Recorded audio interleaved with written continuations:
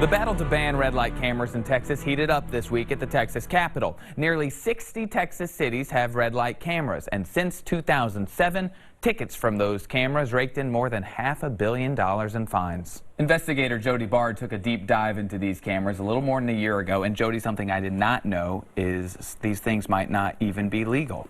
Phil, believe it or not, turns out that is the case. Now, before the city ever installs its first red light camera, the city is supposed to perform an engineering study.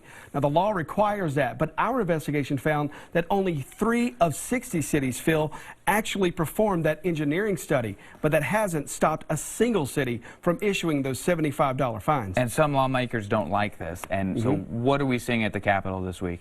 Well, last week, the House Transportation Committee met, and that happened Tuesday. Several cops, though, from cities with red light cameras showed up to try to convince lawmakers not to ban the cameras. The cities argued that those cameras make intersections safer by stopping people from running red lights. But Representative Jonathan Stickland argued red light cameras are unconstitutional. He says vehicle owners should have the right to face their accuser, and you cannot face a camera in court. Now, Stickland's ban bill has huge support in the House. More than 100 lawmakers signed on in support. It's from all walks of life. We've got left, right, center. Everyone is involved, and that's because the overwhelming voice of the people want these things gone. You had a lot of basically we don't like them, and I get that, and I wish that we didn't have to have red light cameras. But like we tell everybody in our community and everybody else that'll listen, if you don't want the red light cameras, it's pretty simple. Stop running the red lights, we'll take them out. It's that simple. That was Leon Valley's police chief, Joe Salvaggio.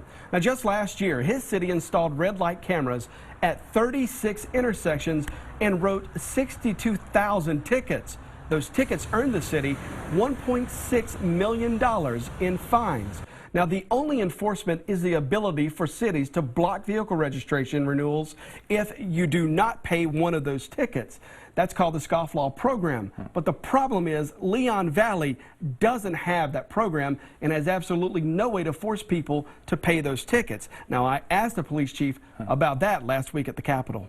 But do you think if people knew that the city of Leon Valley had absolutely no enforcement mechanism to come after them for not paying these tickets? No, I'd say that most Texans, I would tell you that most Texans know right from wrong, and they're not going to worry about that. No, most Texans know when they've done wrong, they'll atone for that, and they're not going to do it again. If you're not placing registration holds on vehicles, and right now your city can't. Right now.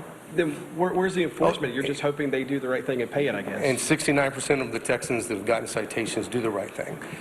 The rest of them will catch up when we get the stuff filed with the state. We'll go for collection of that at that time. Well, Phil, only 24 Texas cities have this program in place. That means any other city issuing red light camera tickets cannot do anything if you don't pay the ticket. And cities can't even issue a warrant for failing to pay these fines, and these fines cannot be reported to the DMV and go on your driving record. So I would imagine people have this one question, and if this bill passes to ban the cameras, when do the fines stop and the cameras come down? Well, I'll tell you this, there are 2 bills right now.